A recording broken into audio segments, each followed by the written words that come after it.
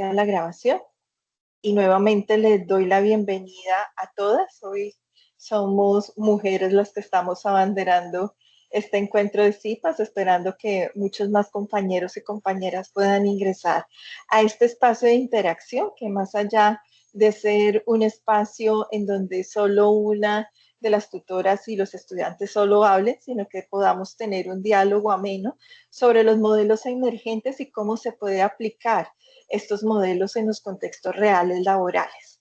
Mi nombre es Diana Sofía Moreno Rojas, yo soy la directora del curso Modelos de Intervención en Psicología y este ejercicio no se hace solo desde este liderazgo. El rol de la profesora Sandra Rocío Guerrero como tutora del curso es fundamental desde su sapiencia, desde su experiencia, hace que este curso sea muy dinámico y aporte mucho a la formación profesional. Hoy también contamos con una colega invitada que hace parte de la familia UNADISTA, que es la profesora Diana Solarte, que ella más adelante va a tener ese espacio también para poder dialogar con ustedes. Y obviamente ustedes, mis queridas estudiantes, que les agradezco mucho esta presencia en este espacio y el permitirse de abrir un diálogo con profesionales para que ustedes puedan abrir sus conocimientos y todas sus inquietudes en cómo podemos nosotros intervenir en un contexto real, laboral, a partir de todos los conocimientos que estamos adquiriendo en nuestra unidad académica. Entonces, sin más preámbulos, le doy el espacio a la profe Sandra Rocío para que inicie su intervención. Muchas gracias a todos. Muy buenas noches con todas. Todavía no llegan todos, así es que voy a iniciar con todas.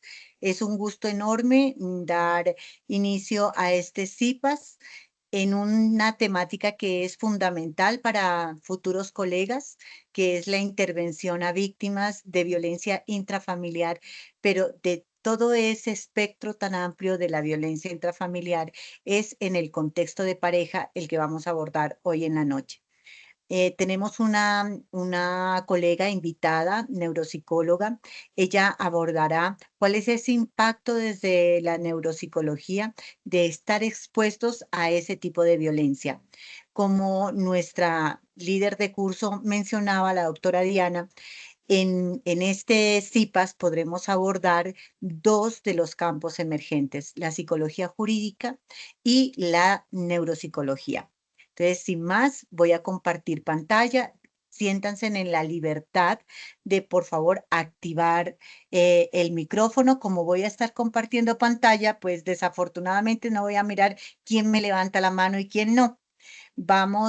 ¿Cómo lo vamos a desarrollar? Pues vamos a hacer una apuesta de la temática. De mi parte, yo soy cognitiva conductual y se abordará desde los modelos de intervención en el campo de la psicología jurídica, la violencia intrafamiliar en el contexto de pareja.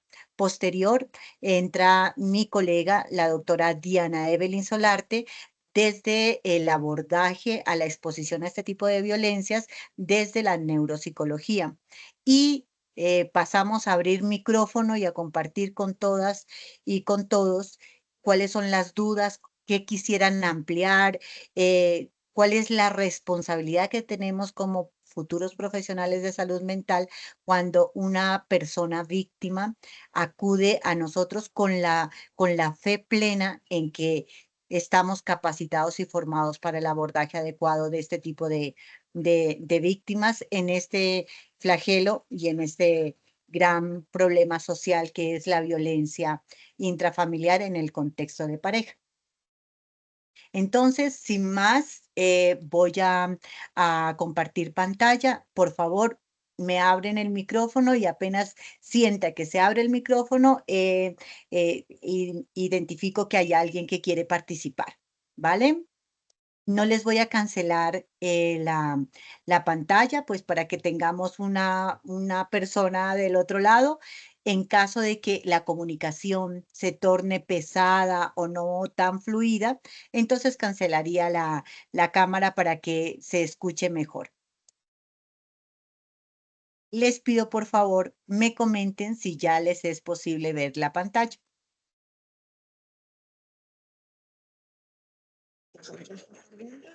Con mucho gusto te puedo colaborar como moderadora. Si tienes preguntas, yo te voy avisando. Perfecto, muchas gracias. Bueno, ¿ya es posible mirar la pantalla? Sí, señora.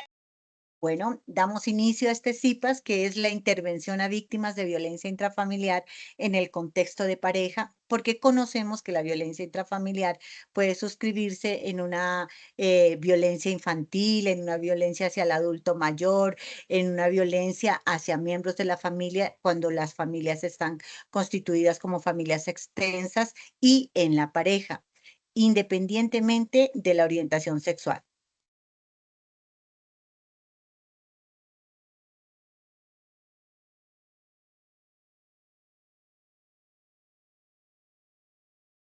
Antes de entrar en materia, quiero recordarles que no podemos ser indiferentes ante la violencia, ante una víctima de violencia, y es por 4 razones que caen sobre su peso. La primera es porque es una obligación legal, porque necesitamos generar mayor sentencia social para las personas que causan daño, dolor y sufrimiento con un propósito hacia una persona que no está en las mismas condiciones o que es puesta en una condición de indefensión por la exposición a este tipo de violencias. Por humanidad, recordemos que los humanos nos caracterizamos por tener la capacidad de ser empáticos, altruistas y ser solidarios. Entonces, por estas 4 razones no podemos ser víctimas ante este flagelo de la violencia en el contexto de pareja. Y si esa pareja la tomamos como una pareja heterosexual, miramos que cuando existen índices de violencia intrafamiliar en parejas heterosexuales, el 87% de las víctimas son las mujeres. Con esto no desconocemos que los hombres experimentan algunas manifestaciones de violencia, pero que este 87% nos deja una responsabilidad profesional futura, porque independientemente del grado de avance que hemos tenido en cuanto a la lucha y conquista de derechos humanos, hoy por hoy nuestra cultura colombiana deja en los hombros y en los cuerpos de las mujeres la tenencia y la crianza de los niños y de las niñas. Mujeres que son lastimadas y que encuentran debilidad en su salud mental, crecerán niños y niñas en los que ya abordaremos las consecuencias a exponerse a este tipo de violencia, aún siendo víctimas secundarias a ella. Traje esta frase antes de iniciar y dice: probablemente en los países que viven la guerra, sus gentes han olvidado a la mujer y a la infancia. Tal vez este olvido de la mujer, unido a un extravío del sentido de la vida y de la dignidad humana, explica nuestra incapacidad para sentir vergüenza y dolor frente a las niñas y mujeres golpeadas brutalmente por los conflictos armados. Esta frase tan contundente fue expuesta en El dolor oculto de la infancia y la mujer por UNICEF, el Fondo de Naciones Unidas para la Infancia, en 1999 y 1999, que han pasado ya muchos años. Esta realidad no ha cambiado, sino que me atrevería a afirmar que se ha agudizado. Quiero contarles y remontarme a la historia de la autora de Harry Potter, que es una ama de casa que decidió, con esa alta capacidad de imaginación, construir esta saga de Harry Potter, que después fue llevado al séptimo arte en las salas de cine y fue así como lo máximo que se pudo haber construido. Pues una víctima sobreviviente a violencia de pareja, Rose, una norteamericana de Atlanta, creó una tira cómica y dio la vuelta al mundo. Y esta tira cómica y la historia que les traigo hoy para abordar la violencia intrafamiliar en el contexto de pareja, nos va a llevar por una historia muy común. La violencia intrafamiliar siempre nace en el seno de una historia de amor. La violencia intrafamiliar es un fenómeno complejo y es multifacético que involucra el uso del poder y el abuso del poder y el control por parte de uno de los miembros de la relación hacia el otro, con el fin de dominarlo, someterlo, para que esta persona empiece a cambiar inclusive los rasgos de personalidad. La historia comienza así. Siempre seré fiel contigo, Rose, le dice el hombre a la mujer, ¿no? Entonces, nunca te fallaré, dice, ¿no? Alcanzaremos juntos las estrellas, que es el primer paso cuando establecemos una relación afectiva y que este periodo de enamoramiento donde nos enamoramos de las coincidencias, pero con el paso del tiempo llegamos a amar las diferencias, es una época y un lapso de tiempo en donde el altruismo aflora y donde ya nos dirá con mayor detalle mi colega Diana Solarte, nos nubla pues el sentido de razón, de conciencia, nos aplaca el sistema de alerta y demás. El primer paso, y quiero que todos y todas las que estamos conectados en este CIPAS comprendamos que un hombre jamás llega golpeando la vida de una mujer, sino que por el contrario, en ese primer paso llega como un príncipe azul y como lo que hemos construido desde infancia, desafortunadamente, en lo que podemos esperar, que este amor romántico que es valorado y estudiado desde hace ya más de 18 años como el amor Disney. Entonces, cuando tú lo conoces, esta persona es un hombre normal, es atento, es galante, es cariñoso. Y tras la primera cita vienen otros encuentros, tú llamadas, detalles, muchas develaciones de intenciones de continuar con una relación. Ya en otra oportunidad nos reuniremos y abordaremos otras manifestaciones de violencia como el ghosting, pero en este vamos a decir cómo nacen esos vínculos afectivos en ese contexto de pareja. ¿Quién no se enamoraría de alguien así, que te recuerda que nunca había mirado lo que mira en ti, que eres una persona muy especial, representativa, que te ama, que siente que lo puede todo con el mundo y demás, y te hace sentir tan especial que, que te llena el corazón de muchísimas promesas? Entonces, es en ese momento donde tú estás viviendo una luna de miel y todavía no te has casado. Es ahí donde puede llegar el primer gatillazo. La autora Rose nos coloca en esta tira cómica y nos dice, me pides que te traiga la cena como si fuera tu criado, entonces te pasas, ¿qué es que lo que te pasa? Tú estuviste coqueteando esta noche, te miré, y es una respuesta sobredimensionada de esta persona, es un ataque de celos en los cuales nos sacudimos y no reconocemos a la persona con la que estamos saliendo. Es ahí donde a medida que vamos avanzando en la historia, quiero contarles qué es la violencia intrafamiliar. La violencia intrafamiliar es cualquier acto de agresión, de abuso o de maltrato que ocurre al interior del hogar. Desde la psicología jurídica abordamos la ley de la 284 de la violencia intrafamiliar a partir del 2019, como reconocemos que los ex también golpean, que regresan a los hogares y golpean a sus ex esposas, el ex también maltrata. A partir del 2019 la Corte Constitucional dijo, un momento, si esta persona que ya no convive con ella, pero que además han tenido hijos, han convivido, han tenido una historia de vida juntos, no se puede denunciar como lesiones personales el ataque que sufra esta mujer.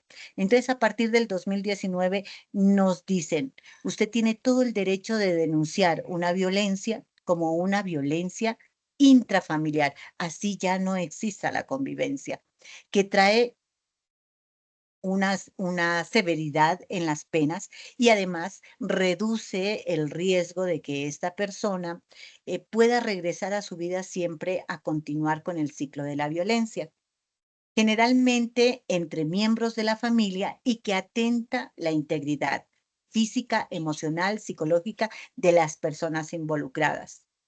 La violencia de pareja exclusivamente se manifiesta cuando uno de los miembros ejerce poder y abuso de ese poder o control sobre el otro a través de diversas formas y manifestaciones, como el abuso físico, verbal, emocional, sexual, económico. Vamos a recordar, porque aquí vamos juntos, todos y todas, en esta historieta y en este CIPAS abordando esta temática. Un día, un hombre adorable tiene una reacción completamente inesperada e inapropiada de la persona que tú crees que es, esa persona que está empezando a conquistarte y te está llevando al cielo con palabras, detalles, atención. Suele ser un ataque de celos completamente infundado ante tu forma de reaccionar con tus amigos, familiares, conocidos, los que esta persona asume como rivales, con los que no te quiere compartir. 3 minutos es mucho tiempo, pero quisiera que cada uno en sus hogares, recordara cuándo se le presentó con alguna pareja con la que estaba iniciando y saliendo, em, se le presentó eso, de que de repente se desbordó en celos. Recordemos que los agresores se comportan en la pareja como depredadores. Los depredadores estudian a la víctima y estudian a la víctima y no la atacan sino hasta que se encuentra sola. Por eso en la dinámica de abuso en una relación afectiva, lo primero que hago es romper con las redes sociales de apoyo. La primera es destruir y debilitar los recursos propios de la persona. Cosas como, ay, pero yo que estuve para meterme contigo, tú sí eres tonta, o tú no sirves para eso, calladita te ves más bonita. Después se continúa con la red de apoyo familiar. Es que tú te casaste conmigo, no sé por qué tienes que estar metida donde tu papá, donde tu mamá. O no me gusta que venga tu hermana, o no quiero a nadie de tu casa aquí en mi casa, porque estoy cansado, quiero descansar. Después se rompe con la red de apoyo social. No me gustan esas amigas con las que estás andando. Yo quiero que tú cuando saludes en la calle, saluda como una persona normal. No sé por qué tienes que reírte para saludar. O por qué si todas tus compañeras tienen amigos, tú tienes que tener amigas, tú tienes que tener solo amigos hombres. O por qué en este trabajo en grupo, si tú estás estudiando, yo te llamo y te digo dónde estás, estoy en la universidad y yo refuerzo esa conducta de inseguridad enviándole una selfie donde están todos los chicos y las compañeras ahí presentes. Es ahí donde nosotros nos confundimos. Seguimos con Rose. Al principio es toda una luna de miel. Después pasamos por la historieta en donde él tiene un ataque de celos infundados, pero después se reconcilian.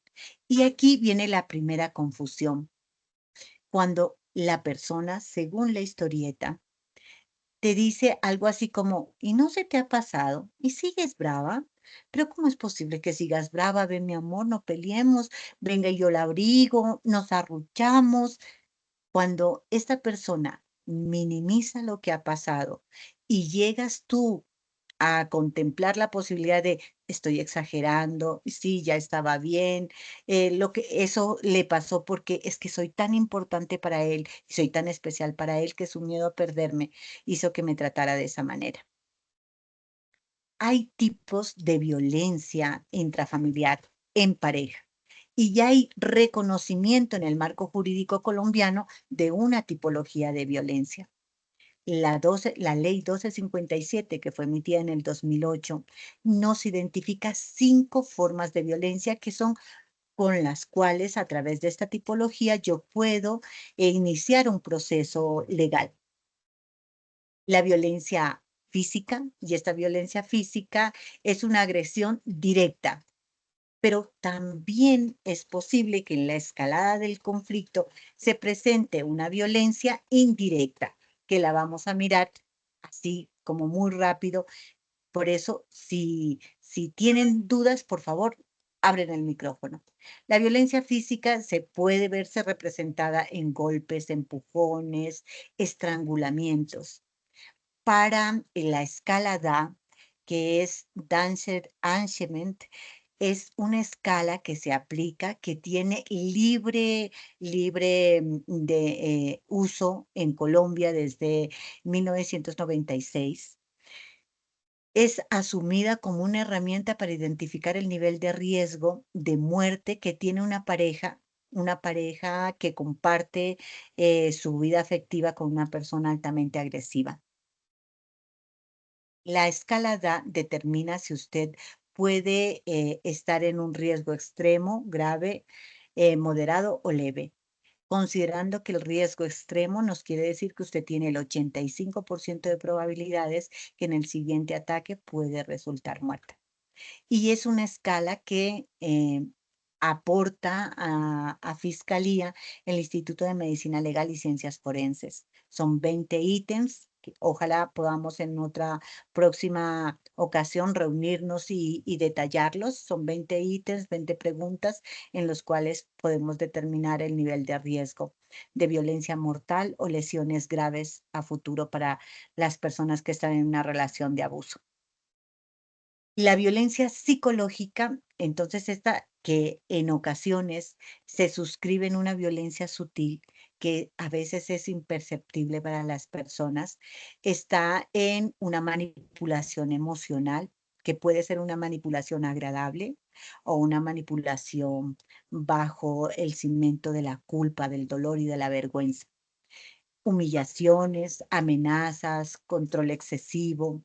En la violencia psicológica se encuentra cuando se ha escalado la violencia de pareja, que existen hombres que imparten violencia física indirecta con objetos o desafortunadamente hoy por hoy nos preparamos para los impactos que genera desastrosos, devastadores en familias cuyos miembros son la pareja y han decidido adoptar una mascota, un perrito, un gato.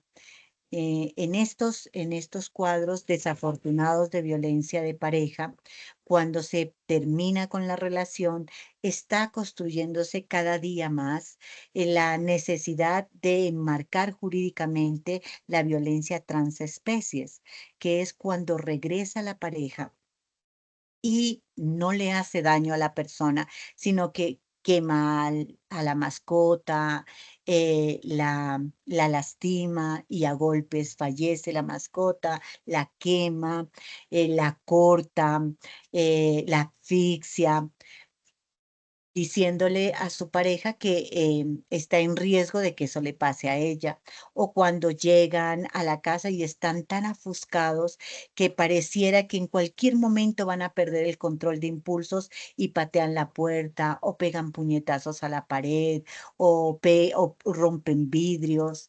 Cuando desde una forma muy consciente y racional están hablando a la forma no consciente y le están afirmando y instaurando el temor que este puede escalar a terror, en donde le están diciendo que la próxima en quebrarse no puede ser la ventana, sino la persona que los está observando, ¿no?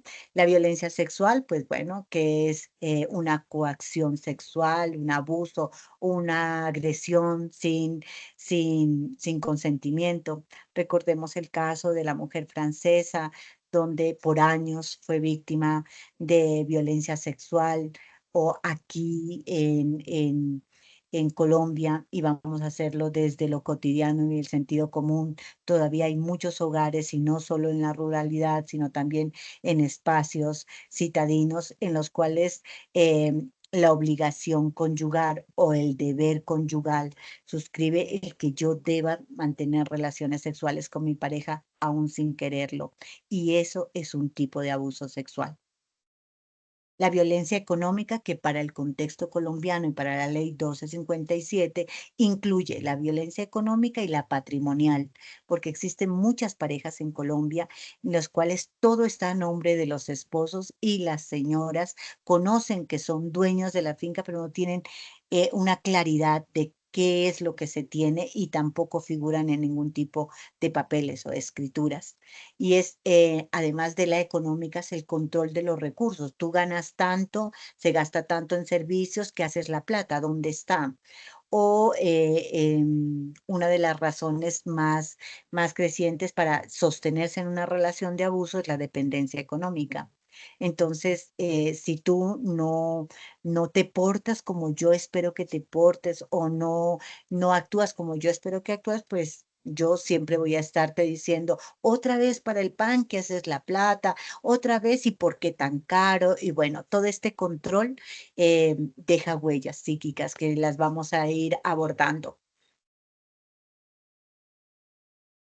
Cuando ya ha existido un capítulo, dice la historieta, ¿no es cierto? En la cual te ha dicho, ay, Rose, no seas tan cansona, ya perdóname, pues eso no se va a volver a presentar y listo. Esto significa que si no se aborda, no se gestiona, si no se gestiona, no se tramita. Y si esto no se tramita, avanza, escala. La violencia, desafortunadamente, cuando no se aborda a tiempo, siempre va a estar en escalada, nunca en descenso. Cuando al minuto o al día siguiente o el mismo día, la persona que causó el daño le quita importancia al asunto. Tú llegas a pensar que de pronto estás sobreactuándote, estás en el género dramático o estás sobredimensionando las cosas. Te convences que quizás no era para tanto. Él te pide perdón y te dice que te quiere, que no puede vivir sin ti. Y al fin y al cabo, ¿qué tiene de raro una pelea de pareja? ¿O qué tiene de raro cuando esa persona te ha agredido y te ha dicho, yo quedé a cargo de mi casa siendo muy niño, me fui a trabajar a muy temprana edad, a mí en mi casa me maltrataban, nunca tuve un padre cariñoso, había un problema de consumo de alcohol cuando era niño, yo me fui de la casa muy temprano.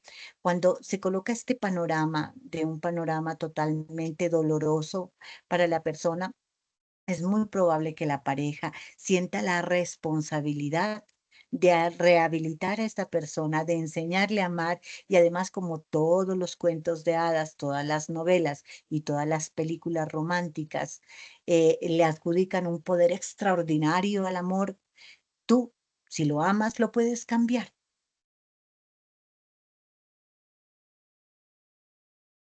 Aquí vienen los primeros avisos, ¿no? Y entonces ella, porque las mujeres somos muy públicas en lo que deberíamos ser privadas y guardamos silencio en lo que deberíamos develar y hacer público, como este tipo de maltratos, y no lo hablamos con la otra, con el otro, porque nos da pena, nos causa dolor, confusión, vergüenza. Entonces, solo maximizamos esos pequeños destellos de bondad y de claridad y ocultamos lo otro, ¿no? Entonces aquí dice, cuando te fuiste, pues la tomó con el camarero, ¿no? Y entonces estaba borracho y empieza a contarle a la amiga qué fue lo que pasó con este chico. Y ella mantiene silencio, le da pena y todo lo adjudicamos desafortunadamente en ocasiones al licor. Y quisiera hacer una claridad en este CIPAS y es que el alcoholismo, el abuso del alcohol o el alcohol en sí mismo no es causante de la violencia de pareja. Es un desencadenante. No todas las personas que toman golpean y no todas las personas que no toman pues mantienen los límites de respeto. ¿Cuáles son las causas de la violencia intrafamiliar? Pues hay factores psicológicos, hay factores sociales y culturales, hay factores económicos y hay factores familiares. Recordemos que entre los psicológicos está las personas que vienen de cadenas de violencia, cuando han sufrido abuso infantil, cuando tienen trastornos de personalidad, celotipia, inseguridad, dependencia emocional, apegos. Los factores sociales y culturales, pues uno de ellos es a las mujeres les gusta que les peguen. Y desde la ignorancia a veces se asume que existen mujeres que son masoquistas. Y ustedes como futuros colegas, quiero recordarles que el masoquismo es una parafilia y es sentir placer sexual a través del dolor. Y este tiene dos características. La primera es que debe ser consensuado. Yo debo hablar con mi pareja y esta persona debe, debe asistir que sí le gustaría incluir la fuerza en esa relación sexual. Y lo segundo es que debe darse en un contexto erótico. Entonces, para las personas que asumen que las mujeres masoquistas son las que las golpean en la calle, no tiene nada que ver porque nosotros con una mirada muy profesional reconocemos que no tiene nada de masoquismo que te lleven por los pelos o del brazo o a patadas por la calle. Se ha normalizado y naturalizado la violencia hasta el punto en que sabemos preguntarnos de ¿y qué sería que le hizo para que él reaccionara así? Entre los factores económicos, pues, está el estrés por problemas financieros, por desigualdad del poder económico. Uno de los factores más representativos en los factores económicos es que la tensión y los golpes se generan en casa, y uno de los factores de riesgo más latentes es que la persona se quede sin trabajo. Por eso todavía no tenemos los datos exactos de cómo se exacerbaron las violencias contra las mujeres en la pandemia, pero de lo que sí estamos seguras es que esa conquista de los derechos humanos y del mundo productivo que pensábamos y asumíamos que teníamos, nos retrocedió 80 años atrás la pandemia, porque nos demostró que las personas que habíamos incluido con el rol productivo, contratábamos a otras mujeres en condiciones más precarias que las nuestras para que continuaran reproduciendo los roles tradicionales, nos cuidaran a nuestros hijos, tuvieran bien la casa, cocieran los alimentos y demás. Pero en pandemia se retomó, dice el estudio del Observatorio de Género Nacional, que el 77% de los hogares y de las parejas en Colombia sostuvieron roles tradicionales de género, y si no, de lo contrario, los hombres asumían que ellos nos estaban colaborando. De eso hablaremos después, de cómo esa naturalización de la violencia y cómo los efectos de un patriarcado pueden traer a niños y niñas a un futuro en el cual no van a encontrar ni princesas ni príncipes. Entre los factores familiares están, pues, las dinámicas familiares disfuncionales y que después de que vamos a construir nuestro hogar, pues terminamos replicándolas, ¿no? Y relaciones altamente codependientes. Bueno, entonces aquí lo que diríamos es que cuando aquí, listo. Cuando estás inmersa en la violencia, invalidas cualquier herramienta que te ofrezca alguien cercano. Y aquí quiero ser muy clara con los futuros colegas, con las futuras colegas.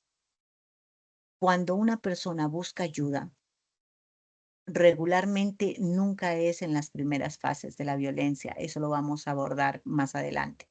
Pero cuando busca ayuda, que regularmente es cuando ha recibido golpes físicos o sexuales, las 72 primeras horas después del golpe son cruciales, y es ahí donde la persona que acude a usted no acude por el consejo de una amiga ni el de una madre. El primer error que se comete es solicitarle a la persona que está acudiendo por ayuda, déjalo. Tú puedes tener el hombre que tú quieres, tú eres bonita, joven, inteligente, bueno, y demás, un consejo que podría dar una mamá.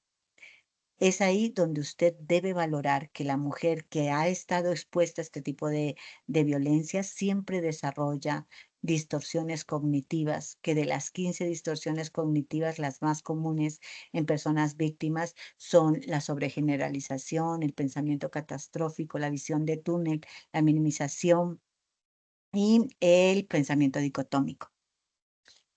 ¿Qué le quiero decir con esto? Que cuando usted habla con esta persona, cuando usted está en contacto con esta persona, no puede asumir que esta persona tiene los mismos recursos propios que tenía antes de estar en el ciclo de la violencia con la persona que lo está golpeando, porque la confusión es alta, porque usted siente que ama a la persona que le está haciendo daño.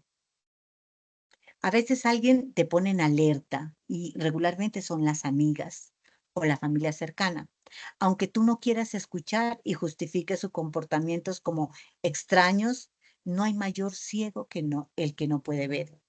Cuando nosotros asumimos que es que él, una de las disonancias cognitivas, él sí me pega, pero él es muy buen padre. Él no le hace faltar nada a los niños. Es una disonancia como decirte, el cigarrillo es malo para la salud, pero uno de algo se tiene que morir.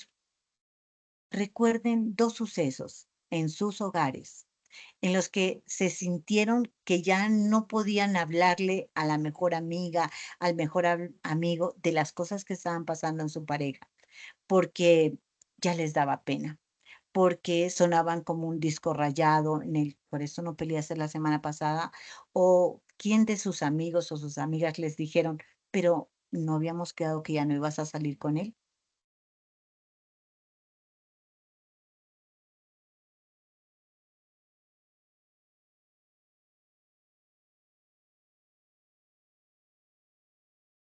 Una mujer enamorada, ¿no? Es ahí donde ya estamos enganchadas. Y Rose nos representa a esa mujer que empieza a hablar solo maravillas de esta persona, de que le llevó flores, pero no contamos que le llevó flores después de haberla pateado, que la invitó a salir, que le gastó la boleta para su concierto favorito, pero no contamos que cuando iba saliendo al concierto no le gustaba que vaya en minifalda y le rompió el vestido. Solo contamos las cosas que queremos se fortalezcan y se maximicen para hacer más soportable la vida con esa persona. ¿Cuáles son las consecuencias de la violencia intrafamiliar? Cuando reciban una persona que busca su ayuda, tienen que considerar que esta persona muy probablemente ha desarrollado ansiedad, depresión, trastorno de estrés postraumática, que su autoestima no es sólida y firme, porque si no, no aguantara este tipo de tratos peyorativos y que la lastiman, pero que ha desarrollado en el ciclo de la violencia la indefensión aprendida. Independientemente del estímulo, la respuesta es la misma. Para el agresor, pues existen dificultades en la regulación emocional, no tiene un buen control de impulsos y tampoco un buen manejo de la ira, tiene dependencia emocional, es probable que tenga un consumo problemático de alcohol o de sustancias psicoactivas, sin que esto sea una causa de la violencia, ¿no? Sino un desencadenante, ya lo habíamos mencionado. Para la relación en general, el deterioro de la confianza hacia la relación, su funcionalidad y hacia cada uno de los miembros. La inseguridad, el distanciamiento afectivo, las posibles rupturas. Y aquí no lo mencionamos porque nos centramos en el contexto de pareja, pero las víctimas colaterales a la exposición a este tipo de violencias son los niños, las niñas y los adolescentes, y en ellos tendrá un impacto que valdría la pena abordarlo en un CIPAS futuro. Cuando notamos que ha venido escalando este tipo de violencia, pues el secreto es aislarte, que no tenga redes de apoyo. Cuando esto se viene presentando, es muy probable que tu mente, por supervivencia psíquica, pues vea solo las cosas buenas de esta persona, ¿no? Lo quieres y estás convencida de que él te adora y que va a cambiar y que tú tienes la capacidad de hacerlo cambiar. Y también te preguntas qué estuvo mal en mí, que él era tan maravilloso y yo lo convertí en esto. En ocasiones intoxicamos las relaciones, no las volvemos sanas, instauramos inseguridades donde no hay necesidad y después tenemos que hacernos cargo. Es que él no para de repetírmelo y no te das cuenta de que puedes estar alejando a tus amigos y familiares. Tu hombre, él solo te quiere para ti. Esa conducta depredadora, cuando empieza a destruir las redes de apoyo, son, son momentos en los cuales tú debes hacer un alto en tu historia de pareja. Recuerda si has tenido una relación en la cual te alejaste de tu gente sin notarlo. Cuando nosotros y nosotras empezamos a generar relaciones afectivas simbióticas y cuando estas relaciones simbióticas se destruyen, cesan, se separan, no tenemos con quién tomarnos un café, no sabemos en dónde está de moda salir, no tenemos ni idea a quién llamar porque ya las personas en el plano social ya no existimos. Esto es resultado del poder y del control. Aquí miramos a Rose cómo va avanzando la caricatura y cómo ella va poco a poco estableciendo que va quedándose sola y que tiene que ser muy inteligente en ese ciclo de violencia para no salir más lastimada. El ciclo de violencia es la acumulación de la tensión, la explosión violenta y la luna de miel, que es cuando viene el arrepentimiento, los sueños y las promesas de cambio que en el 90% no suceden. Desafortunadamente es cíclico porque vuelve y juega, vuelve a presentarse, ¿no? Las tres fases. Ahora, los estudios nos evidencian que la luna de miel es la fase de las tres fases que se pierde con el tiempo, porque ya el agresor asume que usted sabe que no la quería lastimar, sino que usted propicia que la golpeen. Bueno, esta etapa es la más difícil. Tras la primera fase de acumulación de tensión, que puede durar días, meses o años, la olla a presión explota. Entonces vienen los empujones, las bofetadas, las patadas, las palizas, los golpes.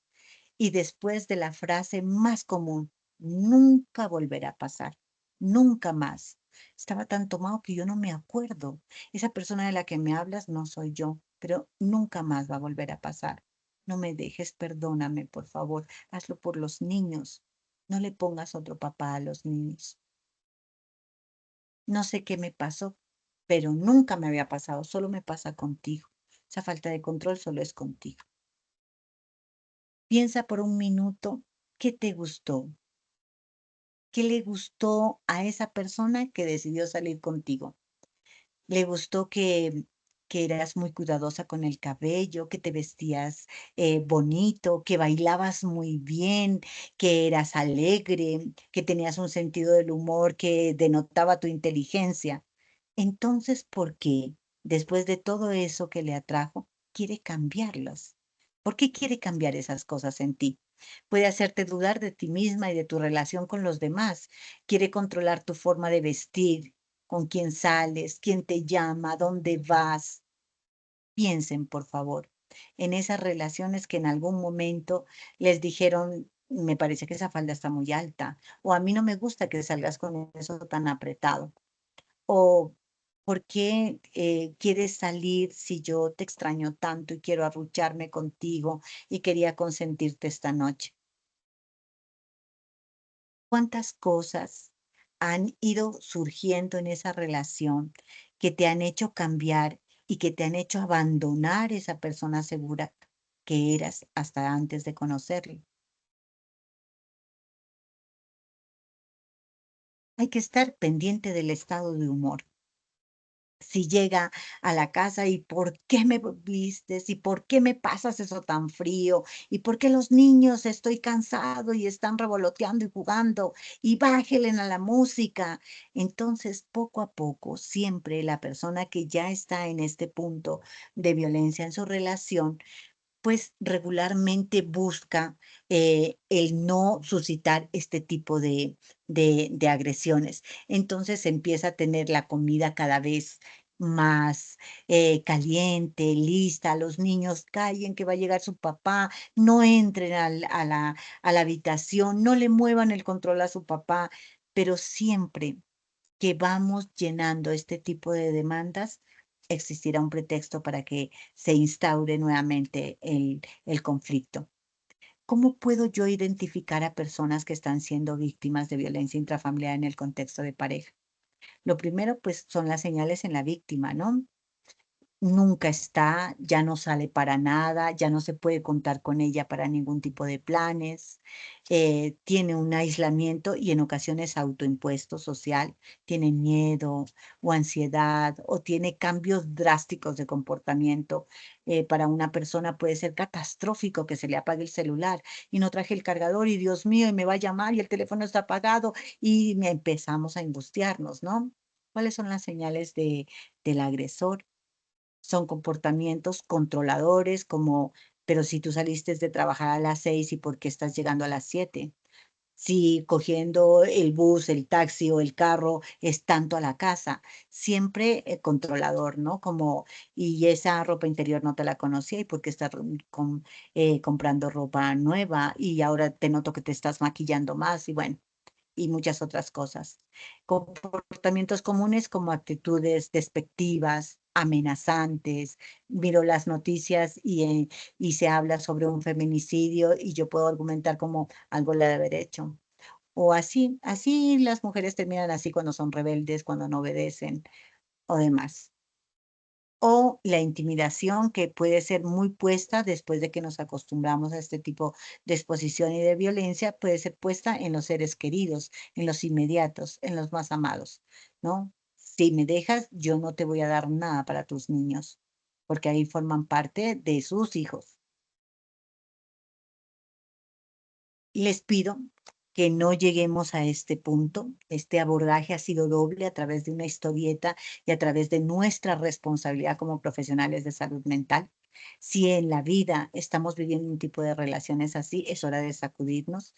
Recordemos que la violencia contra las mujeres desde 1996 es un problema de salud pública que fue categorizado por la Organización Mundial de la Salud como un problema de salud pública, pero además de carácter epidemiológico. La sola observación hace el modelado, hace que yo tenga un aprendizaje vicario sobre ello. Cuando ya eres consciente de los cambios de humor, de las contradicciones, te cuidas hasta de lo más mínimo para que no haya la discusión, pendiente siempre de él y de lo que a él le agrada para que no te vaya a someter a tratos peyorativos. ¿Por qué será que nunca aciertas? Que siempre estás cubriendo estos frentes, pero se genera el dolor, la discusión, el conflicto por alguna parte. ¿Por qué si a él no le gusta que no le conteste el teléfono, le contesto y no me cree dónde estoy? ¿Y por qué yo le refuerzo esa inseguridad y le mando una selfie con mis compañeros de trabajo?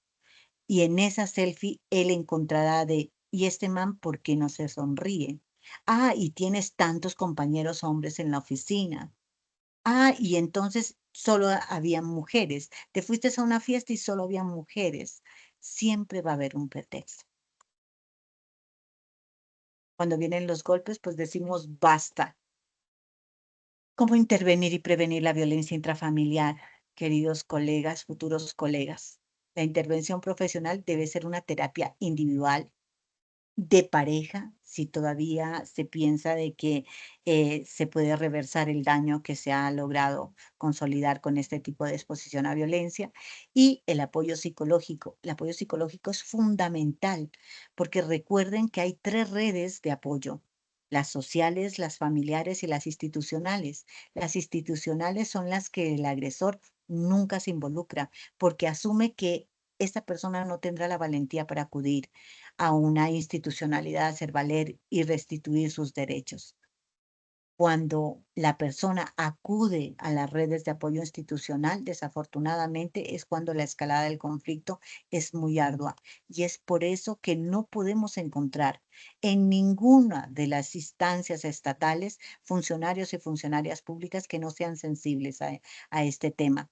Psicólogos y psicólogas que asuman que en su interior, mientras escuchan este relato, pues es que yo realmente no sé por qué yo he llevado con esta persona una reestructuración cognitiva, pero es que ya ella está allí porque ella quiere estar.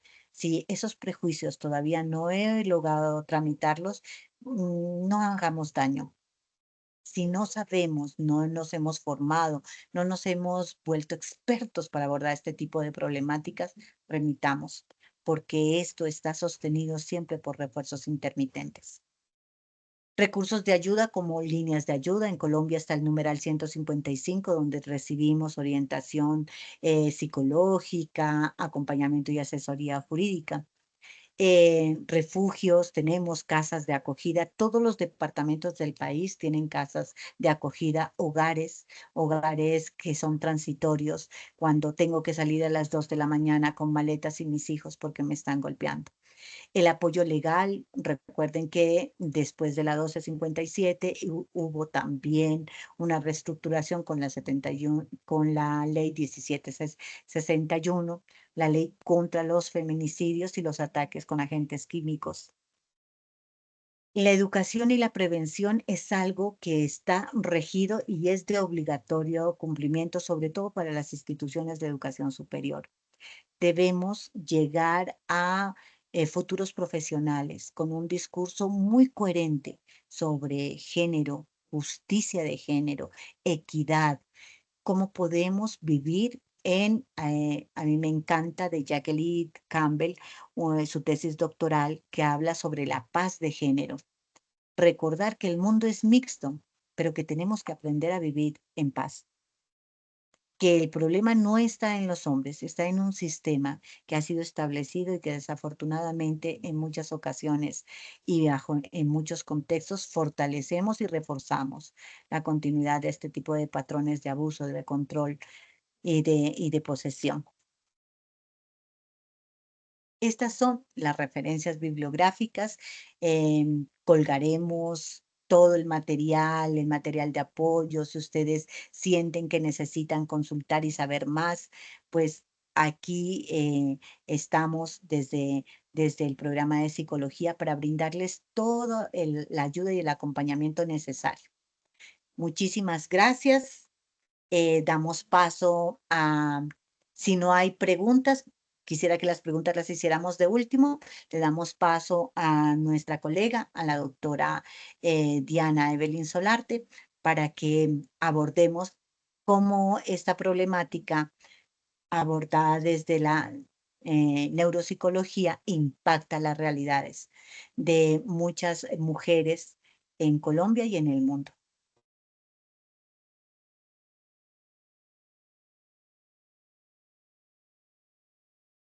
Muchas gracias, Bueno, profe Sandra. Entonces damos paso a la profesora Diana. bueno, voy a compartir, ¿vale? Me confirman cuando puedan ver mi pantalla.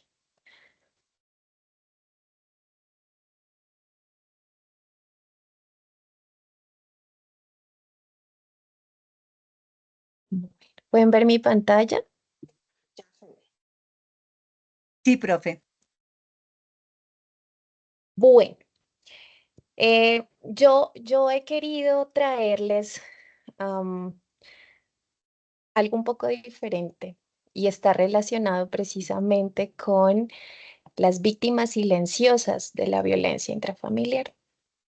¿Y quiénes son las víctimas silenciosas de la violencia intrafamiliar? Pues básicamente las personas que viven precisamente con estas familias violentas y que viven la violencia, pero en silencio muchas veces. Y estos son nuestros niños y nuestros adolescentes, nuestros niños, nuestras niñas, nuestras juventudes que están precisamente en medio de toda esta violencia que puede darse, como bien la profe Sandra nos ha venido comentando, en el entorno de pareja, en el entorno de familia y cómo nuestros niños y niñas sufren efectos precisamente de esas violencias.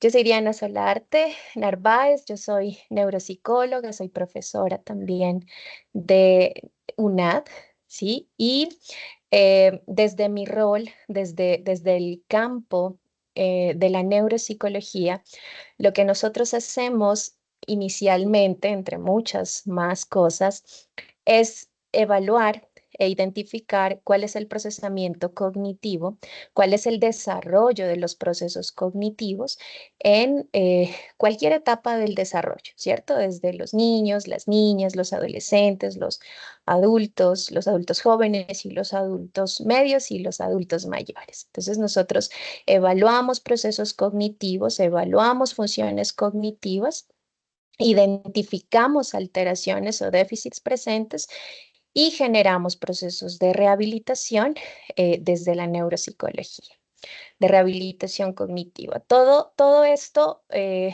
desde una mirada que digamos que identifica o toma al sistema nervioso y específicamente o especialmente a nuestro cerebro como una estructura o como varias estructuras que pueden estar en el fundamento, en la biología, en la fisiología de estos procesos cognitivos, ¿cierto? Entonces establecemos correlaciones que pueden estar presentes entre el funcionamiento cognitivo y entre algunos procesos hormonales, algunas funciones de nuestros neurotransmisores y las funciones de nuestras estructuras cerebrales. Bueno, dicho eso, quiero contarles que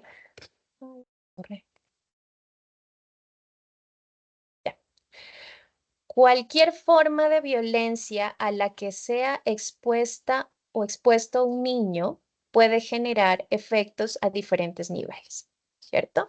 Entonces, de acuerdo a la literatura consultada de aproximadamente hace 10 años hasta acá, vamos a encontrar que nuestros niños, nuestras niñas y nuestras juventudes pueden estar afectándose a nivel cognitivo, ¿sí?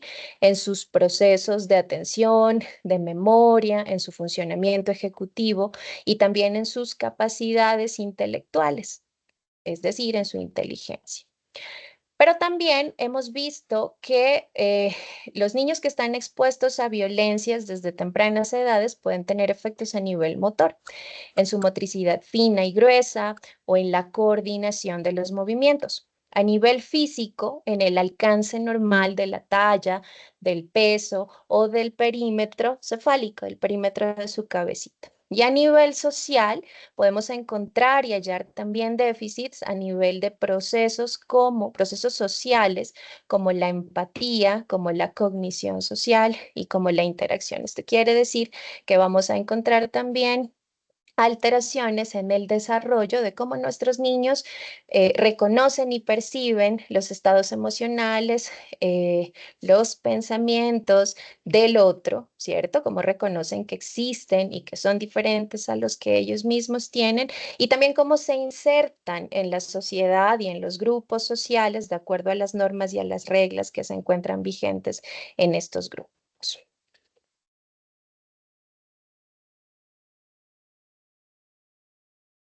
Bien, la exposición a eventos perturbadores relacionados con violencia, ¿cierto? Con violencia desde la infancia, puede generar patrones atípicos en la actividad cerebral. ¿Qué significa esto? Que van a existir alteraciones en la actividad cerebral esperable o normal, ¿cierto? Por ejemplo, ¿sí? Bueno, de esto les voy a hablar un poquito más adelante, pero por ejemplo, a nivel de procesos que están relacionados con la producción de cortisol, ¿sí? Desde el eje HPA, hipotálamo, pituitaria y glándulas suprarrenales. Entonces, estos procesos se van a alterar cuando nuestros niños o nuestras niñas se ven expuestos a niveles de estrés demasiado altos desde sus infancias tempranas. ¿Sí? Entre digamos que alteraciones en otras estructuras, tales como por ejemplo la corteza prefrontal, la formación y el desarrollo de la amígdala y del hipocampo. Bien, aumenta los niveles de ansiedad en el cuerpo. Entonces también se ha podido observar, se ha podido identificar que en estos niños expuestos a estas situaciones estresoras van a, digamos que van a experimentar mayores niveles de ansiedad a nivel fisiológico, que son mucho más observables, pues a nivel del cuerpo, ¿cierto? Problemas de conducta, incluidas la agresión y la delincuencia. Entonces, vamos a encontrar que hay sujetos que internalizan, ¿cierto? Sus experiencias y su dolor, y hay otros que las externalizan. Quienes las externalizan vamos a percibir en ellos problemáticas de comportamiento, problemáticas de agresión o de delincuencia, pero quienes internalizan este tipo de experiencias van a experimentar, perdón la redundancia, situaciones de posible depresión o trastornos del estado de ánimo, ¿no? Como ansiedad o como depresión. También estrés postraumático se ha podido identificar en nuestros niños y niñas expuestos a este tipo de situaciones y importantes niveles de estrés, ¿cierto? Entonces hay una amenaza al equilibrio normal, digamos que al equilibrio que debe tener nuestro cuerpo frente a una situación estresora. Entonces, hay que preguntarse un poco de qué forma se desempeñan los niños víctimas de abuso físico, emocional y sexual en tareas cognitivas. Yo he tomado estos tres tipos de abuso porque son los que más se presentan entre las relaciones que existen desde un adulto hacia un niño, ¿sí? Teniendo muy en cuenta que también existen formas de violencia infantil que están relacionadas con la violencia de pareja y con la violencia intrafamiliar, que directamente afectan el desarrollo infantil. Y desde la neuropsicología lo que se hace es precisamente identificar el desempeño cognitivo, ¿cierto? El desempeño de estos niños en tareas de atención, de memoria, de lenguaje, de sensopercepción, en tareas de habilidades escolares como la lectura, como la escritura, como el cálculo matemático, y compararlas entre grupos de niños que no han sido expuestos a situaciones de abuso infantil y grupos de niños que sí han sido expuestos a situaciones de abuso infantil a nivel de cualquier tipo de abuso. Para responder a esta pregunta es importante que nosotros tengamos en cuenta inicialmente qué es el abuso infantil. La profe Sandra nos comentaba qué es el abuso o cómo se da y a qué hace referencia el abuso de pareja. Yo les voy a contar un poco a qué hace referencia el abuso infantil. Les voy a contar un poco más a profundidad acerca de la neurobiología del abuso infantil. Esto es acerca de lo que pasa en nuestro sistema nervioso cuando estamos expuestos a situaciones de abuso desde las primeras infancias y qué son los procesos cognitivos y qué es lo que nos dice la literatura acerca de qué pasa con los procesos cognitivos en estos grupos de niños que han sufrido algún tipo de abuso infantil. Entonces arrancamos hablando un poco acerca de qué es el abuso infantil. Y hay una definición importante que dice así: abusos y desatención de la que son objeto los menores de 18 años. Me faltó una S. Incluye todos los tipos de maltrato físico o psicológico, abuso sexual, desatención, negligencia y explotación comercial. Causa o puede causar un daño a la salud, desarrollo o dignidad del niño o poner en peligro su supervivencia en el contexto de una relación de responsabilidad, confianza o poder. La exposición a la violencia de pareja también se incluye entre las formas de maltrato infantil. Entonces aquí tenemos también a la violencia de pareja como una forma de maltrato infantil, ¿cierto? Nuestros niños que viven precisamente en este contexto violento son maltratados. ¿Qué pasa con el abuso infantil? En el abuso infantil debe existir una relación de poder. ¿sí? Una relación en la que hay un adulto o una persona mayor que nuestro niño y pues el niño que es expuesto como tal a la violencia, ¿sí? En esta relación se espera, es una relación en la que se espera que haya cuidado y protección. El niño espera que el adulto sea un cuidador y proteja sus derechos y responda a todas sus necesidades de alimentación, de vivienda, de estudio, de abrigo, pero también a su necesidad de ser amado y de ser vinculado en un hogar o en una familia. ¿Cierto? Eso es lo que se espera que exista en esta relación. Pero sin embargo, en el abuso infantil eso no ocurre. El adulto del que yo espero cuidado y protección y amor es el adulto que me violenta, que me maltrata y que me abusa. El abuso infantil puede presentarse de diferentes maneras, ¿cierto? Tenemos entonces el abuso físico, ¿cierto? Que tiene que ver con los golpes, las quemaduras, em, sí, todas las situaciones que generen una situación física sobre el niño o sobre la niña. ¿Cierto? Se ha documentado situaciones de abuso físico en las que los niños son sacudidos, ¿cierto? En las que los niños son lanzados contra las paredes o contra objetos contundentes, en las que los niños o las niñas son quemados. ¿Cierto? Son golpeados con objetos. Bueno, está la correa, está la chancla, está el cable, ¿cierto? Hay niños que cuando llegan al hospital presentan inflamación de su abdomen importante porque han llorado demasiado frente a la situación violenta física que han sufrido, ¿sí? Y el abuso físico, de alguna manera, es un poco más fácil de reconocer porque existen marcas físicas en el cuerpo que pueden ser identificables por los profesionales que atienden este tipo de situaciones. Dentro del abuso infantil también podemos encontrar el abuso emocional. Este tipo de abuso es un poco, es un poco menos reconocido y de hecho es un poco más normalizado.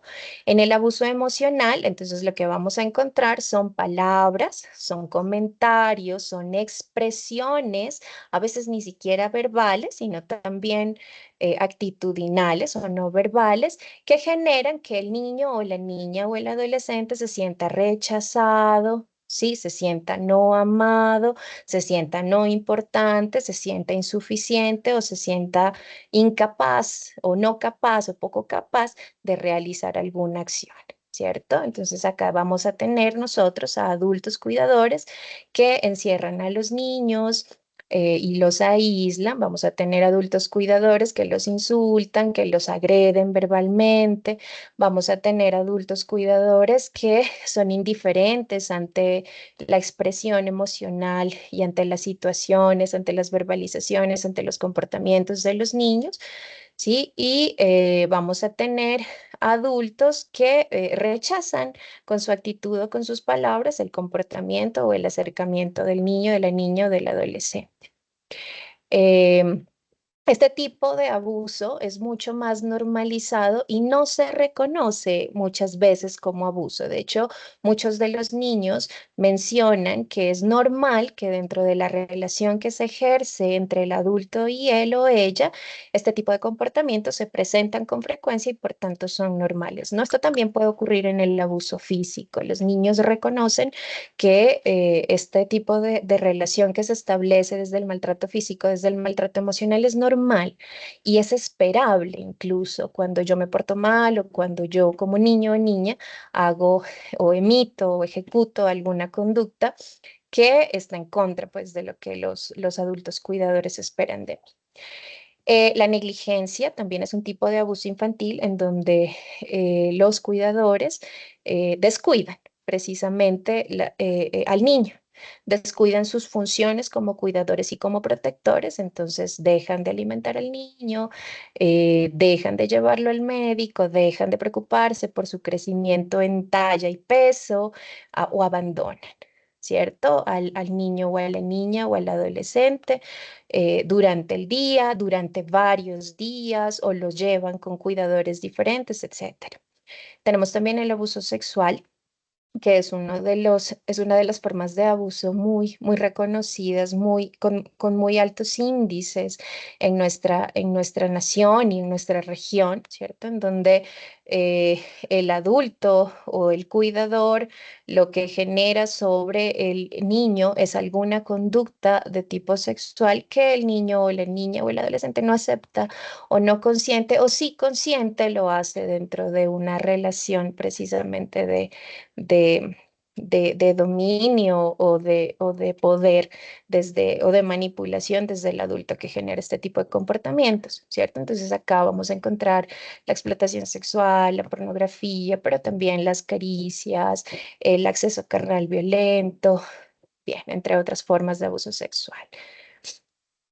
Y tenemos entonces, como nos dice el último ítem de la diapositiva, la violencia de pareja como una forma de maltrato infantil, porque el niño o la niña o el adolescente están expuestos a situaciones violentas entre las dos personas que se supone que los deben cuidar, que yo amo o que el niño ama, porque son su papá y su mamá, o porque es su mamá y su pareja, o su papá y su pareja, pero que están generando violencia entre ellos y que el niño está precisamente observándola, ¿cierto? Este también es un tipo de maltrato. Bien, cuando hablamos de la neurobiología del abuso infantil, yo quiero hablarles un poco aquí de qué ocurre a nivel del sistema nervioso cuando los niños, las niñas son expuestas a estos tipos de violencia infantil desde tempranas infancias, desde tempranas edades. Entonces, hay un eje que es un eje bien reconocido en la psicofisiología del estrés y es el eje HPA, el eje hipotalámico, pituitario, suprarrenal, ¿cierto? El eje HPA. Aquellos estudiantes que están acá que ya han visto psicofisiología, fundamentos de psicofisiología, pues quizás ya hayan escuchado hablar de este famoso eje que es el que de alguna manera regula la respuesta del cuerpo a las situaciones de estrés que enfrenta. Entonces, este eje está compuesto por el hipotálamo, ¿sí? Por la pituitaria y por las glándulas suprarrenales, ¿cierto? Y este eje es el encargado de producir corticosteroides y específicamente a nuestro famoso cortisol, que es la hormona que se produce, ¿sí? En las glándulas suprarrenales cuando el cuerpo o cuando la persona está enfrentada a una situación de alto estrés. Esta producción de cortisol es normal en el ser humano frente al enfrentamiento de una situación estresora. Pero cuando el eje HPA tiene una desregulación o un funcionamiento incorrecto o una alta producción de esta hormona en nuestro cuerpo, pues entonces va a alterar el funcionamiento de nuestro cuerpo. Y precisamente en los niños que tienen eventos de maltrato desde las tempranas infancias, este eje está desregulado. Entonces vamos a encontrar producciones altísimas de esta hormona del estrés frente a situaciones que quizás ni siquiera son tan estresantes. Y esto genera daño a nivel de nuestro sistema nervioso. La alta producción de una hormona que debe producirse solamente cuando enfrentamos una situación de estrés y debe producirse en condiciones normales. Pero en estos niños vamos a encontrar picos más altos cuando ellos se levantan, por ejemplo, o picos más altos en el momento de dormir, o picos más altos cuando se enfrentan a una situación que no necesariamente genera estrés. También se ha visto en la literatura, también se ha documentado que la corteza prefrontal, que es precisamente, digamos que la zona más anterior de nuestro lóbulo frontal, ¿cierto? Esta es la corteza prefrontal, en donde o desde dónde se fundamenta a nivel anatómico y funcional los procesos ejecutivos del ser humano y también los procesos reguladores de la emoción y de la conducta. Entonces, esta corteza prefrontal se ha reconocido con un mayor nivel de sustancia gris en algunas áreas, pero también con un menor nivel de sustancia gris en algunas otras áreas comparadas, ¿sí? Con el crecimiento de la sustancia gris en las áreas de la corteza prefrontal de niños que no están expuestos a situaciones violentas.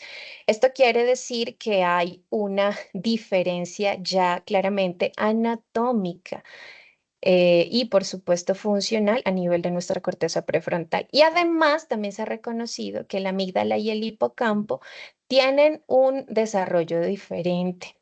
La amígdala y el hipocampo se quedan más pequeños o albergan menos cantidad de sustancia blanca en los grupos de niños expuestos a violencia infantil y comparados con el grupo de niños que no han sido expuestos a este tipo de violencias.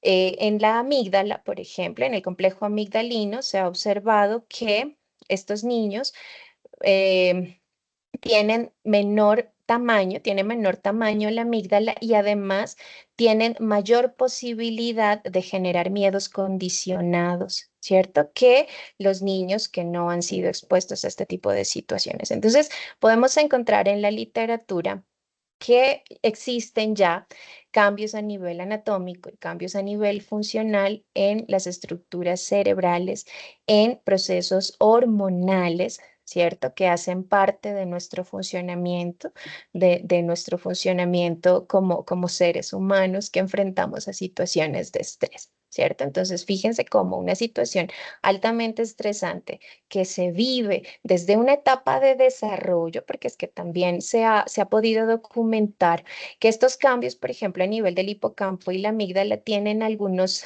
periodos de sensibilidad mayor porque precisamente nuestros niños están en una etapa de desarrollo y muchos de estas estructuras, muchos de estos procesos cerebrales están en construcción, están en un proceso de mielinización que se genera desde el nacimiento y desde antes del nacimiento, y que hay periodos muy sensibles en los cuales pueden verse mucho más alterados si son expuestos a situaciones estresantes o altamente estresantes, como por ejemplo la violencia infantil. Y bueno, también es importante que hablemos un poco de los procesos cognitivos y el abuso infantil, pues porque es una de las eh, digamos que de los aspectos o de las áreas que más estudiamos nosotros los neuropsicólogos, y es cómo nuestros niños, nuestras niñas, nuestros adolescentes, en este caso, ¿cierto? Cómo el ser humano está procesando, sí, la información, cómo el ser humano está reconociendo la realidad a través de procesos cognitivos como la atención, la memoria, ya les he mencionado, el lenguaje, el funcionamiento ejecutivo, las habilidades intelectuales y las habilidades escolares, ¿cierto? Entonces se ha documentado pues también que el coeficiente intelectual de niños expuestos a situaciones de abuso infantil desde tempranas infancias es más bajo que el coeficiente intelectual de niños que no han sido expuestos a este tipo de situaciones. Estoy hablándoles del nivel de inteligencia. La inteligencia también se altera. Entre los procesos cognitivos que presentan alteraciones, encontramos a la memoria, encontramos a la atención y encontramos al funcionamiento ejecutivo. Entonces vamos a ver cómo estos procesos también se encuentran alterados, ¿cierto? Cuando se comparan los niños expuestos a situaciones de abuso y los niños que no están expuestos a estas situaciones de abuso. Se han encontrado diferencias significativas entre grupos de niños con antecedentes de abuso físico, abuso emocional y abuso sexual, ¿cierto? Entonces, Generalmente lo que nos permite a los neuropsicólogos identificar el desarrollo y el funcionamiento de estos procesos cognitivos en las infancias y en las juventudes es a través de instrumentos psicométricos que nos permite precisamente tener una medida confiable de cada uno de los procesos cognitivos que evaluamos, ¿cierto? Entonces, instrumentos como por ejemplo las pruebas Wechsler que miden inteligencia y además miden procesos cognitivos relacionados con la memoria de trabajo, con la comprensión verbal, con la velocidad de procesamiento, ¿cierto? Y instrumentos también como por ejemplo la evaluación neuropsicológica infantil, la famosa ENI, que nos permite identificar cómo se encuentra la atención visual, la atención auditiva, cómo está la memoria visual, cómo está la memoria auditiva, cómo está el lenguaje en todos sus componentes y niveles, cómo se encuentran las diferentes funciones ejecutivas, ¿cierto? La planeación, el control inhibitorio, bueno. Es decir, estas pruebas nos permiten a nosotros identificar cómo se encuentran estos niños y estas niñas, o bueno, cualquier persona en cuanto a sus funciones, en sus funciones cognitivas. Entonces, lo que encontramos acá en esta diapositiva es que existen niños y niñas que tienen déficits a nivel de tareas verbales, ¿cierto? Como por ejemplo tareas relacionadas con categorías, con memoria verbal, con atención auditiva. En tareas no verbales, entonces en tareas de memoria no verbal y en tareas de figuras incompletas y en niveles de inteligencia. Fíjense, en inteligencia no verbal y en inteligencia general se han encontrado déficits cuando los chicos realizan estas actividades propias que buscan pues la medición de cada uno de estos procesos, ¿sí? Es bien importante que reconozcamos que dentro de la violencia infantil puede existir una única forma de maltrato o pueden existir diferentes formas de maltrato. Es decir, un niño puede estar expuesto a una sola forma de violencia o a varias formas de violencia, ¿cierto? Entonces puede ser que solamente lo castiguen físicamente, pero que emocionalmente sea muy amado, sea muy querido, sea muy y que no haya atravesado o enfrentado ninguna otra forma de violencia infantil. Pero lo que más se ha documentado en la literatura del abuso infantil es que la mayoría de los niños y de las niñas han sufrido más de un tipo de abuso. Es decir, no solamente pasan por un tipo de abuso infantil, sino que han sufrido dos o hasta tres o hasta cuatro maneras diferentes de abuso infantil durante su vida. ¿Sí? Y que estas diferencias en los desempeños cognitivos que les he contado ya, ¿cierto? En los procesos que les he mencionado, en los procesos cognitivos que les he mencionado, dependen del tipo de abuso que han sufrido, es decir, si fue físico, si fue emocional, si fue negligencia, si fue sexual, si fue por violencia intrafamiliar o de pareja y por la severidad del abuso. Entonces, ¿qué significa la severidad? ¿Qué tan frecuente y qué tan violento o agresivo es el nivel de abuso que se genera contra el niño o la niña o el adolescente?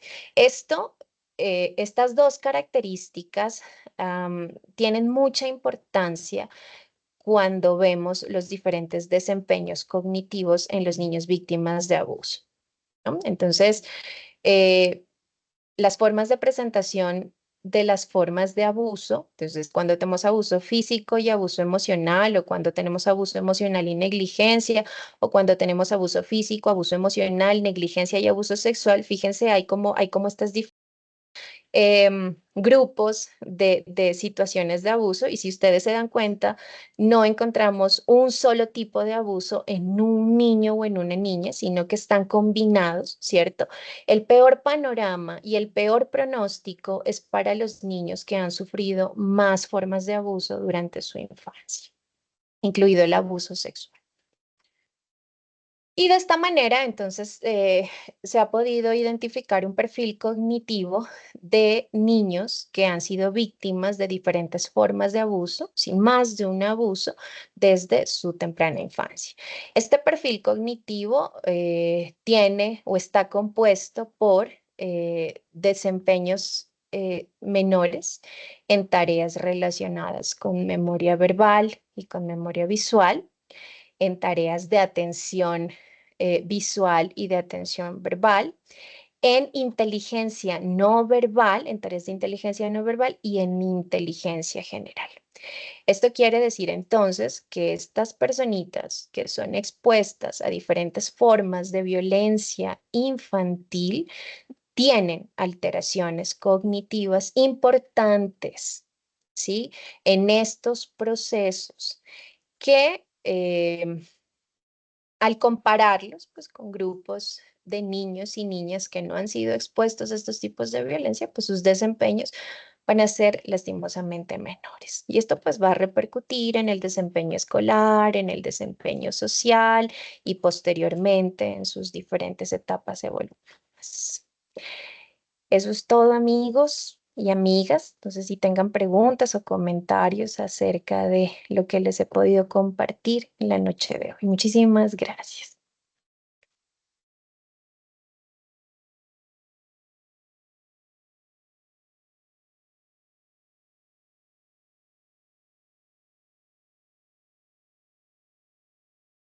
Muchas gracias, mi profe Diana, profe Sandra, por estos procesos de intervención. Podemos identificar cómo cada una desde su experticia, desde la profundización en el campo de la psicología, podemos abordar una de las problemáticas que más se golpea o más golpea a nuestra sociedad, que es la violencia intrafamiliar. Y como lo dice la doctora Diana, cómo afecta en todo el desarrollo neuropsicológico de los niños y niñas que son víctimas de este tipo de violencias. Abrimos los micrófonos, compañeros, para que ustedes puedan tener esta oportunidad de diálogo con la profesora Sandra, la profesora Diana, que ustedes puedan ampliar mucho más el conocimiento que ustedes adquirieron el día de hoy y que también les sirva para este proceso que estamos llevando en el curso. Entonces, este espacio es de ustedes.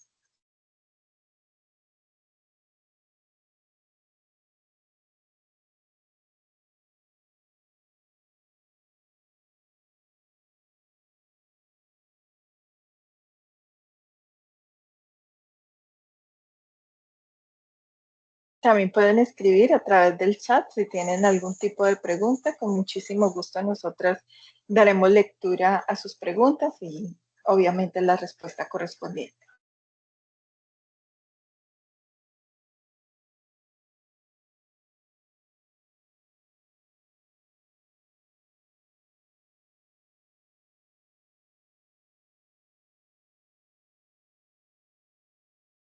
Muy buenas noches. Me parece ser que no tenemos ningún tipo de dudas ni ampliaciones. Creo que Lina abrió el micrófono. Sí, pues no es una duda, Dale. sino como para saber, pues digamos, quería saber sobre el estrés. ¿También afecta a los niños? ¿Y desde qué edades afecta el estrés a los niños?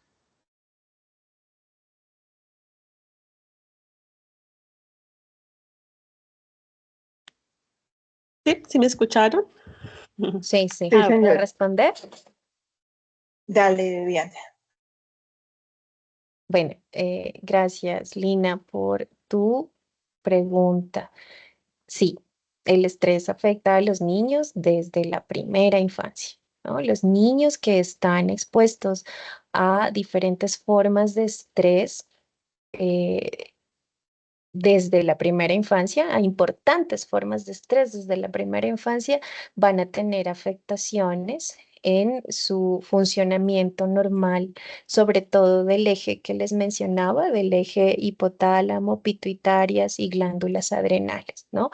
Y como nuestros niños están en desarrollo, ¿cierto? Y todas estas vías nerviosas están precisamente en desarrollo, entonces la desregulación de este eje, que es el que realmente trata de regular la respuesta al estrés, pues entonces va a afectar y va a alterar el desarrollo cognitivo, motor de nuestros niños.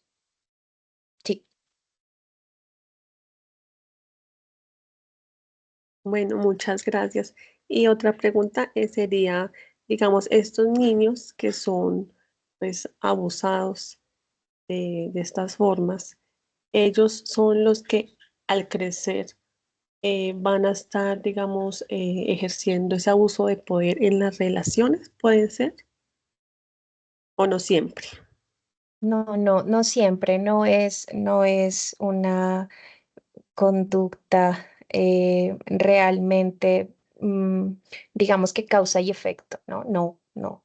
Eh, también les mencionaba en mi presentación que cuando los niños y las niñas están expuestos a niveles importantes de estrés, pueden tener dos tipos de respuesta.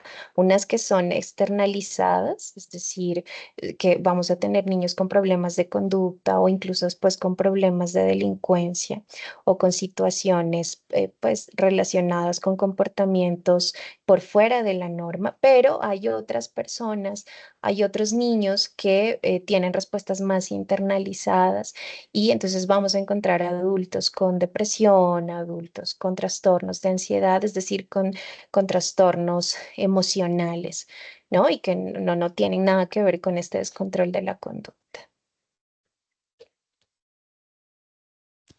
Bueno, Quisiera agregarte, Lina, que cuando, independientemente de los niños y las niñas, también las personas que han crecido en hogares disfuncionales y con cadenas de violencia, tienden, las estadísticas nos dicen que más del 67% en replicar este aprendizaje vicario en sus relaciones afectivas, pero tiene un enfoque de género porque los hombres y las mujeres tramitamos el dolor de manera distinta. Entonces, van a ser las niñas más propensas a la sumisión, a tolerar este tipo de violencias y a no, cuando el sistema de alerta se activa, a no huir de la situación, sino permanecer como rindiendo una cuenta hacia la posibilidad de cambio de su pareja, ¿no?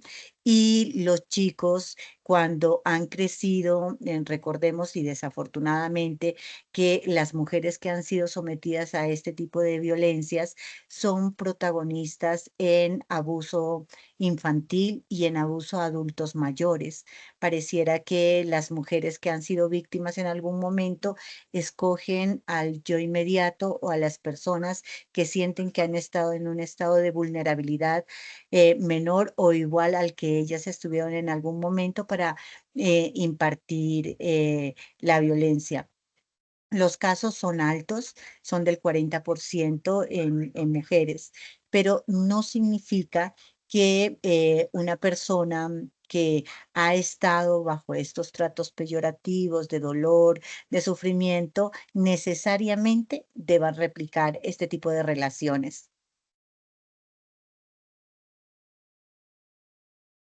muchas gracias. Adelante. Buenas noches. Yo tengo más que una pregunta, es como solicitarles un consejo y es sobre el tema de la identificación de una persona que esté pasando pues por algún tipo de violencia, ¿sí? Como bien pues mostraron en la presentación, hay algunas indicaciones como el hecho, no sé, de que cambie su forma de vestir de la noche a la mañana o que ya no participe en actividades sociales como lo hacía anteriormente. Pero también no es como que yo me sienta a hablar con esa persona y le diga, creo que está sufriendo de eh, algún tipo de situación o violencia intrafamiliar o con tu pareja y demás, porque obviamente se puede como alejar o indisponer. Entonces es como, ¿cómo puedo llegar a abordar a esa persona sin que pierda el contacto y después quizás las consecuencias sean peores?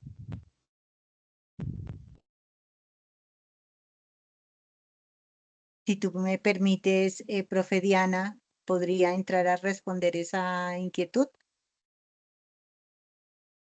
Sí, sí, claro, profe. Bueno, entonces te comento, vamos a partir sobre lo que no deberíamos hacer y lo primero que no debemos hacer es juzgar a la persona, hacerla sentir que tiene poca inteligencia emocional o torpeza en su actuar, que ella podría salir en cualquier momento del ciclo de la violencia, porque recordemos que ellas sufren unas distorsiones cognitivas y aplican disonancias cognitivas en su conducta. Entonces, lo principal es que tú tengas como una apertura para mirar y para observar a detalle ese tipo de conductas de aislamiento, de baja participación, de el aislamiento autoimpuesto socialmente y sobre todo porque físicamente y conductualmente las personas empiezan a desarrollar conductas de altos niveles de estrés, en donde siempre responden frente a lo inmediato, a la inmediatez. Em, está muy bien que tú te acerques y hagas notar que reconoces cuando una relación se mantiene por el refuerzo intermitente y que este refuerzo que, como ustedes me imagino, ya cursaron la asignatura de análisis experimental de la conducta o de psicología cognitiva y saben que las personas aprendemos por recompensa o castigo. En estas relaciones afectivas se presenta mucho eso, ¿no? Que te golpeo o te trato de manera peyorativa, pero enseguida te llevo unas flores, te invito a salir, tengo detalles lindos contigo y para un equilibrio psíquico, el cerebro va a distinguir con mayor fuerza estos estímulos positivos y minimiza los estímulos de riesgo. Por eso continuamos en la relación afectiva. Recuérdate, por favor, que las mujeres que están en el ciclo de la violencia son las últimas que piden ayuda. Es por eso tan importante que la observación se desarrolle en todos y en todas las colegas.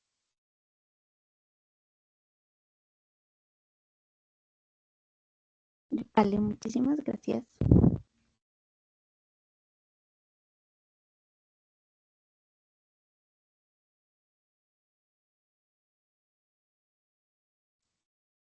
Bueno, mis queridas Buenas noches. Sandra, la luz, dale,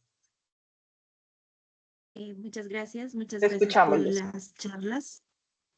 ¿Sí me están escuchando? Sí. Bueno, muchas gracias por las charlas. Yo mm, quisiera, no sé si, pues me imagino que debe existir algún tipo de material para abordar a los niños con depresión y estrés. Y pues sería bonito que nos lo compartieran ustedes que tienen como más acceso a esas herramientas, porque sí es muy preocupante ver que el estrés está en auge en todos los niños, la depresión también, y hay muchas mamás que no saben cómo identificarlo y cómo buscar ayuda. Entonces sí, como que nos serviría algún tipo de material como herramienta para orientar a esas personas y decirles, pueden hacer esto.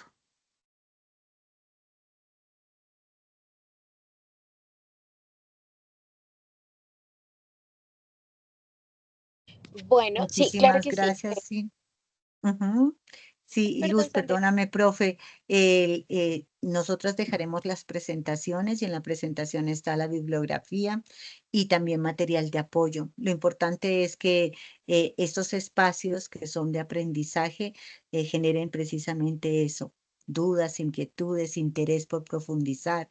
Y siempre estos espacios son protagonizados por el componente de ciencia que tiene la psicología, ¿no?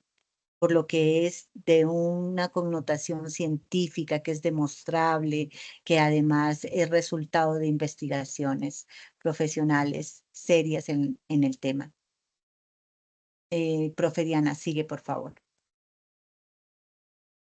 No, sí, sí, le iba a comentar que te voy a pasar algunos libros relacionados con la evaluación infantil y sobre todo con la intervención en estas situaciones de posible depresión de niños y niñas para que tú les compartas a tus estudiantes.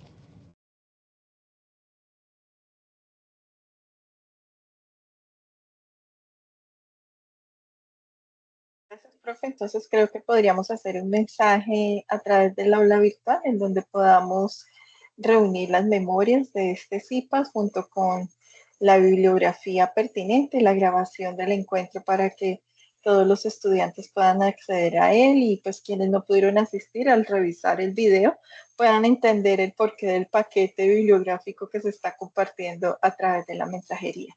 Muchas gracias, profe Diana. Vale, muchas gracias a ustedes. Bueno, no sé si alguien más desea hacer alguna intervención. Creo que no, estoy revisando en el chat y no veo más preguntas, ¿no? Bueno, compañeras Sandra y Diana, muchísimas gracias por este espacio, por compartirnos su sabiduría y su experticia en estos campos de la psicología jurídica y la neuropsicología. A nuestros estudiantes que hicieron presencia, también al estudiante Juan Carlos, y por ahí estuvo en algún momento otro de nuestros estudiantes muy atento a este ejercicio. Esperamos que este CIPAS haya permitido poder seguir moldeando y conociendo y ampliando conocimiento, sobre los diferentes modelos de intervención en psicología y ya llevarlo a una realidad que tristemente golpea en todas las esferas sociales de nuestro territorio nacional. Muchísimas gracias a todos y pido disculpas, nos extendimos 30 minutos, pero creo que fue muy fructífera la extensión de este tiempo. Luceli, cuéntanos. No, mil disculpas, no iba a alzar la mano.